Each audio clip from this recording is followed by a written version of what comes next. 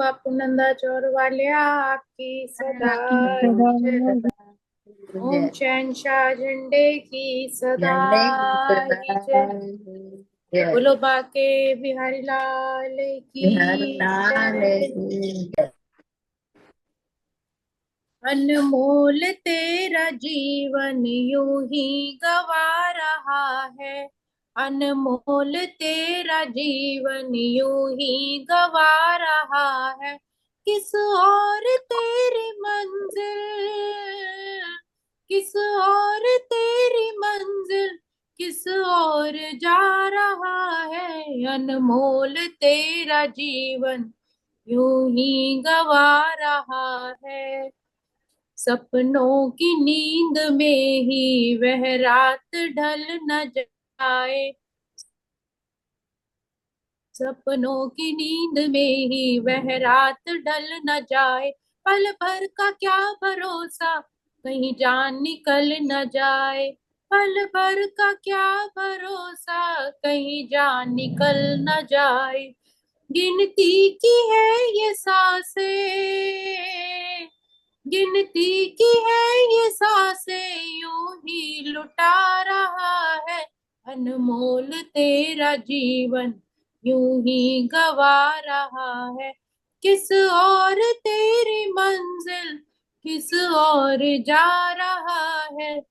जाएगा जब यहाँ से कोई न साथ देगा।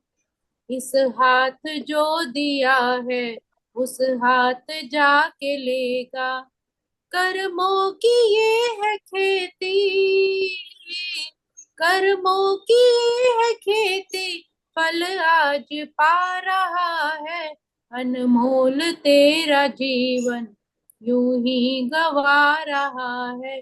किस और तेरी मंजिल, किस और जा रहा है। अनमोल तेरा जीवन यूं ही गवा रहा है। बोलो बाके बिहारी लाल की जय। जय। बहुत ज्यादा, एक बहुत भक्ति सुंदर। गीत के श्लोक की हाजिरी। वसुदेव सुतं देवं कंस चाणूरमर्दनम देवकी परमानंदं कृष्णं वंदे जगद्गुरुं। कृष्णं वंदे जगद्गुरुम्। ओम श्री परमात्मने नमः। श्रीमद् भगवत गीता अष्टमोऽध्यायः। प्रभु की प्यारी साथ संगत जी, हम 8वें अध्याय का श्रवण कर रहे हैं, भगवत प्राप्ति। इसमें हमने श्लोक क्रमांक 10 तक श्रवण कर लिए थे। थोड़ा सा सारांश लेते हुए एक श्लोक और आज श्रवण करेंगे। पिछले श्लोक में भगवान ने अपने मुखारविंद से बताया कि मृत्यु के समय जो व्यक्ति अपने प्राणों को भौं के मध्य स्थित कर लेता है, अपना ध्यान अपने मालिक के चरणों में पूर्णतः स्थापित कर लेता है और योग शक्ति के द्वारा अविचल मन से पूर्ण भक्ति के साथ उस परमात्मा में अपना स्मरण लगाता है, वो निश्चित रूप से ही फिर मुझे ही प्राप्त होता है। अर्थात अंतिम समय, यह न जाने किसका कब कौन सा अंतिम समय, कौन सा अंतिम क्षण हो, इसलिए स्वयं हम सदैव ही हमारी जीवा पर उस परमात्मा का सिमरन होना चाहिए। और यदि हमारा सिमरन लगातार रहता है तो उसका इतना अभ्यास हो जाए कि मृत्यु किसी भी क्षण आए, परंतु हमारा ध्यान, हम योग बल द्वारा अपने ध्यान को चक्रों पर लगाते हुए इस शरीर को छोड़कर दशम द्वार से जब दिव्य पुरुष की प्राप्ति हो सकती है, तो हम भी ऐसा प्राप्त कर सकते हैं। अपने शरीर को छोड़कर दशम द्वार से ही अपने शरीर का भी त्याग कर सकते हैं। परंतु निरंतर कृष्ण भावनामृत में लीन रहने के कारण ही मृत्यु के समय ऐसा संभव हो पाएगा। जिसने कभी परमात्मा का नाम ही नहीं लिया, सिमरन ही नहीं किया, उसको कुछ योग का पता ही नहीं, तो फिर चाहे भक्ति योग हो या षट योग चक्र हो, उसका फिर मृत्यु के समय परमात्मा को पाना असंभव हो जाता है। क्योंकि मृत्यु के समय मनुष्य का मन बहुत ज्यादा विचलित हो जाता है। इसलिए अपने जीवन में मनुष्य को योग के माध्यम से, भक्ति के नाम से निरंतर नाम सिमरण करते रहना चाहिए, इसी का अभ्यास करते रहना चाहिए। अब अगला श्लोक, श्लोक क्रमांक 11। यदक्षरं वेदविदो विदन्ति विशन्ति यत्यो वीतरागाः यदिच्छन्तु ब्रह्मचर्यचरन्ति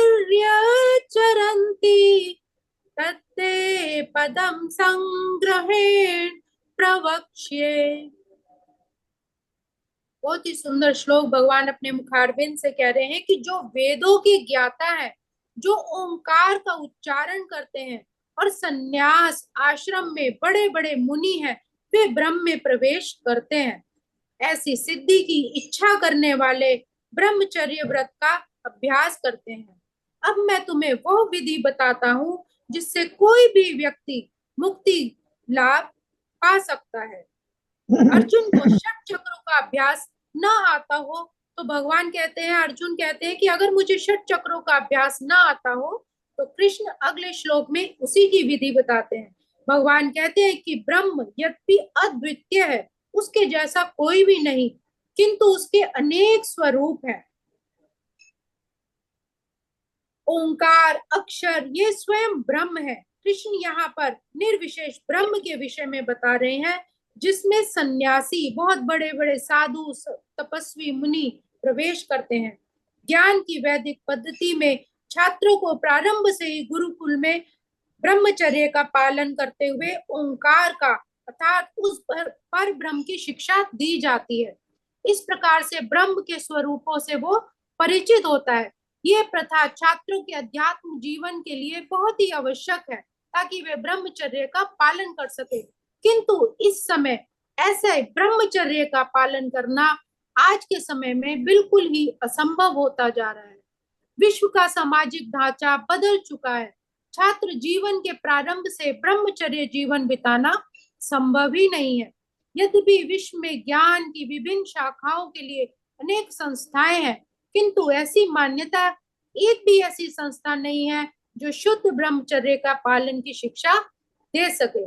इसलिए ब्रह्मचर्य के बिना भक्ति में लगकर जीवन में उन्नति को पाना ही संभव है। इसलिए कलयुग में हमारे शास्त्र, गुरुजन यही कहते हैं कि कलयुग में केवल उस नाम का ही सिमरन करना चाहिए। भगवान कृष्ण के पवित्र नाम हरे कृष्ण हरे कृष्ण हरे राम हरे राम, हरे राम हरे राम, हरे कृष्ण, इस प्रकार पवित्र नामों के जाप से ही परमात्मा का साक्षात्कार संभव है। आज के श्लोक को हम यही विराम देंगे। ओम श्री कृष्णार्पणमस्तु। हरे नमः, हरे नमः, हरे नमः। ममता के बंधनों ने क्यों आज तुझको घेरा, ममता के बंधनों ने क्यों आज तुझको घेरा, सुख में सभी है साथी कोई नहीं है तेरा, तेरे ही मोह तुझको, तेरे ही मोह तुझको कब से रुला रहा है, अनमोल तेरा जीवन यूं ही गवा रहा है, किस ओर तेरी मंजिल किस ओर जा रहा है, अनमोल तेरा जीवन यूं ही गवा रहा है। बोलो बाके बिहारी लाल हरी की, लाल की जय। सद्गुरु बहुत महाराज सुंदर, की जय। बहुत सुंदर। बहुत ही सुंदर। का